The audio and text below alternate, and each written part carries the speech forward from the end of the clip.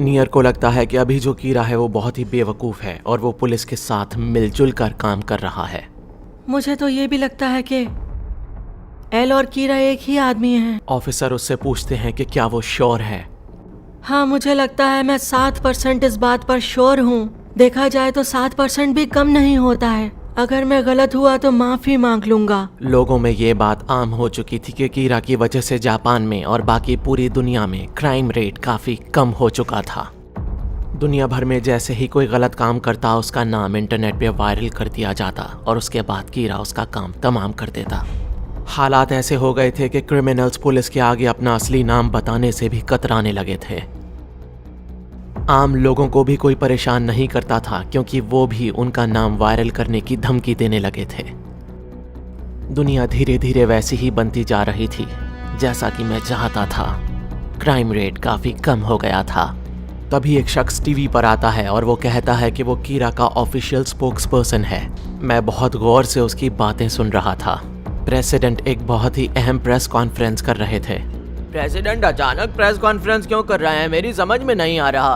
अबे चपड़गंजू, तेरी समझ में तो वैसे ही कुछ नहीं आता। क्या बोला? चपड़गंजू मेरा सेब खा गया। अमेरिका के प्रेसिडेंट की बात पूरी दुनिया में सुनी जाती है। वो आकर बहुत ही बड़ी अनाउंसमेंट करते हैं। वो कहते हैं कि अमेरिका अब कीरा को अपोज यानी कि कीरा का विरोध नहीं करेगा।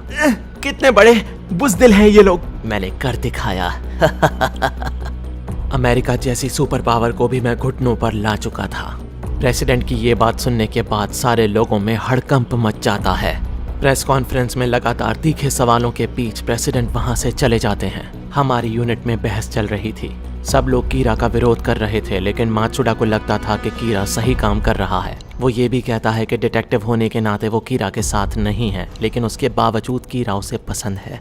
मुझे लगता है मात्सुडा सही कह रहा है। लाइट से जो टकराएगा वो टट्टी में मिल जाएगा। टट्टी होता है कि मिट्टी? कीरा चाहे अच्छा हो या बुरा हो, हमें उसे पकड़ना है। अंदर ही अंदर मैं बहुत खुश था। मैं देख पा रहा था कि पूरी दुनिया धीरे धीरे कीरा का सपोर्ट करने लगी है। बहुत जल्द कीरा अपनी एक अच्छी और नई दुनिया बनाएगा। यूएस के प्रेसिडेंट ने कीरा की वजह से जो फोर्स बनी थी उसको खत्म कर दिया था। मैं कीरा को पकड़ के ही रहूंगा, वो मुझसे बच नहीं पाएगा। मुझे नहीं लगता कि कीरा कभी भी एक अच्छा इंसान हो सकता है। नियर की टीम की एक ऑफिसर को मेलो बंदूक की नोक पर रखता है और कहता है कि उसे नियर के पास ले चलें। उसे अंदर आने दो। मेलो, तो तुम आ गए। पूरी टीम मेलो के ऊपर निशाना साधे खड़ी थी। वो लोग नियर को याद दिलाते हैं कि मेलो ने उनकी टीम के सारे लोगों को मार दिया था, उसे भी नहीं बचना चाहिए। आप लोग ये मत भूलिए कि हमें सबसे जरूरी कीरा को पकड़ना है। मेलो को मार के हमारा कोई फायदा नहीं होगा बल्कि नुकसान होगा। असल में मेलो नियर के पास अपनी पुरानी फोटोग्राफ लेने आया था। ये रही वो फोटो। ऑर्फनेज में तुम्हारी बस ये एक ही फोटो थी। जो कोई भी तुम्हारा चेहरा जानता है, मैंने सबको मना कर दिया है कि तुम्हारे बारे में किसी को कुछ ना बताए। अब मुझे नहीं लगता कि डेथ नोट की मदद से कोई तुम्हें मार पाएगा। मेलो, क्या तुम यहाँ पर सिर्फ इसीलिए आए थे? नियर की ये बात सुनने के बाद मेलो उससे कहता है कि उसको नियर के साथ काम करने में कोई इंटरेस्ट नहीं है, लेकिन क्योंकि उसने उसकी फोटो दी थी इसलिए वो कर्जा उतारने के लिए कुछ इन्फॉर्मेशन देता है। वो नियर को शिनिगामी और डेथ नोट के कनेक्शन के बारे में बताता है। वो उसे बताता है कि डेथ नोट को छूने के बाद हर कोई शिनिगामी को देख सकता है। ऑफिसर्स इस बात को सुनने के बाद बिल्कुल नहीं मानते, लेकिन मैं इस बात को पूरी तरह मानने के लिए तैयार हूँ। अगर मेलो चाहता तो कोई और बहाना भी बना सकता था। मैं उसकी गॉड ऑफ डेथ की बात पर यकीन करने के लिए पूरी तरह तैयार हूँ। मेलो नियर को ये भी बताता है कि डेथ नोट में जो कुछ रूल्स लिखे हुए हैं वो फेक भी हैं। ये सब बताने के बाद मेलो वहाँ से चला जाता है। जाते जाते मेलो एक बार फिर से नियर को कहता है कि वो दोनों कीरा को पकड़ने की रेस में लगे हैं। वो नियर को चैलेंज भी करता है। वो कहता है कि देखते हैं कि कीरा को पकड़ने की रेस में आखिर जीतेगा कौन। नियर मेलो की दी हुई इन्फॉर्मेशन के बारे में सोच रहा था। वो सारे रूल्स के बारे में भी सोच रहा था। उसके बाद वो अपने ऑफिसर से कहता है कि एल को फोन लगाया जाए। अरे नियर का फोन है। हाँ बोलो। मैं बताना चाहता हूँ कि हमने मेलो को पकड़ लिया था। हाँ? लेकिन उसके बाद हमने उसे जाने दिया। उसने हमें कीरा के बारे में बहुत कुछ बताया। इसका मतलब तुमने उसे छोड़ दिया? नहीं, हमने उसे पकड़ने की कोशिश की पर वो भाग गया। खैर, मेलो ने हमें डेथ नोट के बारे में काफी कुछ बताया। उसने बताया कि शिनिगामीज भी होते हैं। क्या तुम इस बारे में कुछ जानते हो? हाँ बिल्कुल।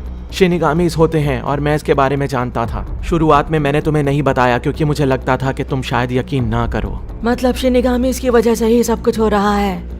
हम क्या मंदिर का घंटा है, कोई भी हमें बजा के चला जाता है। उसके बाद नियर मुझे बताता है कि उसे लगता है कि डेथ नोट के जो रूल्स हैं उनमें से एक फेक भी है। मैं उसे बताता हूँ कि 13 दिन में अगर नाम ना लिखा जाए तो ओनर मर जाएगा। मुझे ये रूल ठीक नहीं लगता।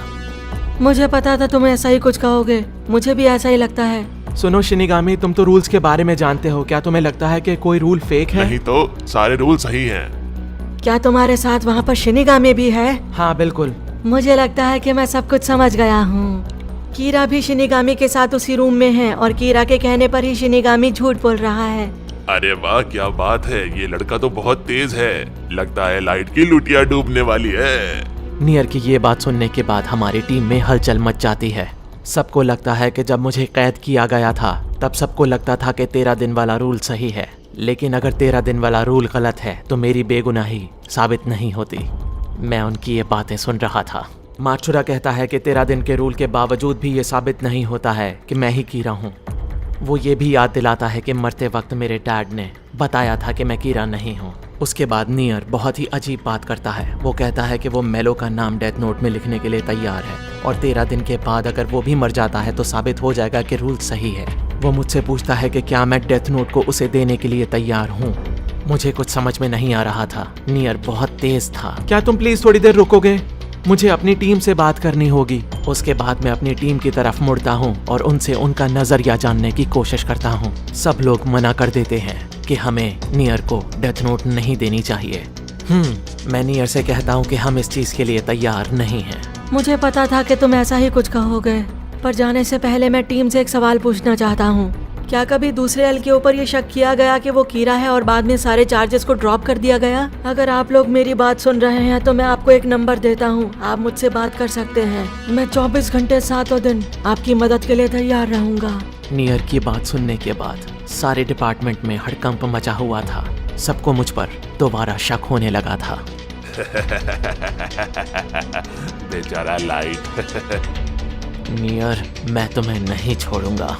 मेरे दिमाग में एक बहुत ही ज़बरदस्त आइडिया आता है। मैं प्रेसिडेंट को फ़ोन करता हूँ और उनसे कहता हूँ कि कीरा के ऊपर बनाई गई टीम को फ़ौरन डिसबैंड कर दें। मैं उन्हें ये भी कहता हूँ कि जहाँ से भी ये टीम ऑपरेट कर रही है उसका पता उन्हें किसी को देना होगा। पता किसे और कब देना है वो मैं उन्हें बता देता हूँ। मैं प्रेसिडेंट को उनकी जान की ही धमकी देता हूँ। मैं उनसे कहता हूँ कि अगर वो नहीं मानेंगे तो उनको अपनी जान से हाथ धोना होगा। अब प्रेसिडेंट के पास मेरी बात मानने के अलावा और कोई चारा नहीं था। प्रेसिडेंट मीडिया को और बाकी सारी फोर्सेस को जैसे FBI, CBI सबको कीरा फोर्स के पीछे लगा देते हैं। टीम के 2 लोगों में मेरे खिलाफ बात हो रही थी। उन्हें लगता था कि शायद मैं कीरा हूँ। वो नियर के दिए हुए नंबर पर बात करने के लिए तैयार थे। मैं दूसरे कमरे से उनकी सारी बातें सुन रहा था। अगले ही पल मार्चुरा वहाँ पर आता है और टीवी ऑन करने के लिए कहता है। टीवी पर लाइव टेलीकास्ट हो रहा था। जिस बिल्डिंग में SPK की टीम थी वहाँ पर सबने हमला बोल दिया था।